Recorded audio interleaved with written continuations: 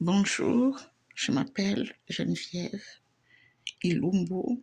Je vous présente les deux expériences sur les pratiques réflexives des Colt et des Gibbs. Je vais commencer par la théorie des Colts. Cette théorie est basée sur l'expérience pratique et elle a 4 étapes, à savoir l'expérience concrète. Cette expérience concrète, c'est en fait l'expérience vécue. Et elle constitue les points de départ de votre expérience. La deuxième partie, c'est l'observation réflexive. Ici, c'est la réflexion sur les idées, les sentiments et les actions que vous avez eues dans votre expérience pratique qui se trouve dans la première étape. Et puis, la troisième étape, c'est la conceptualisation abstraite. Ici, c'est la transformation des idées en hypothèses. Les hypothèses sont des théories et des conceptions. Ces théories et conceptions qui sont transformées ici dans la troisième étape sera appliquée dans la quatrième étape, qui est l'expérimentation active.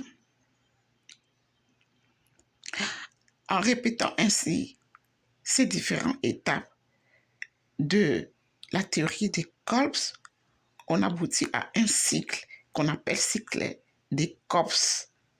En fait, ce cycle est une théorie dynamique et cyclique.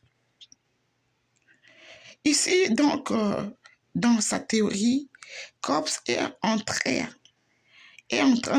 d'encourager les pratiquants de cette théorie à interagir activement dans leur milieu d'apprentissage et non seulement à observer passivement. Ces différentes étapes des Colts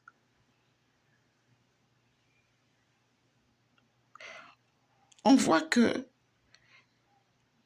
les pratiquants de cette théorie, quand ils pratiquent les différentes étapes, ils ne les font pas tous de la même façon. Il y en a qui préfèrent certaines étapes par rapport à d'autres. Et selon cet aspect-là, Kolb a pu élaborer 4 styles ou 4 manières d'apprentissage. Il s'agit de la divergence, de l'assimilation, de la convergence et enfin de l'adaptation ou de l'accommodation. Dans la divergence, on voit que la phase 1 et 2 sont beaucoup exploitées. Dans la phase d'assimilation, c'est plutôt la phase 2 et 3 qui sont plus exploitées.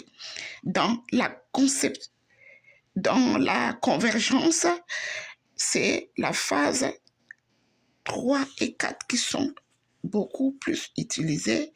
Et dans la phase d'adaptation ou d'accommodation, c'est la phase 1 et 4 qui sont les deux phases-là. Ce sont ces deux phases, phase 4 et phase 1, ou bien phase 1 ou 4, qui sont utilisées. Donc, ce cycle de COPS-A, c'est bien fait.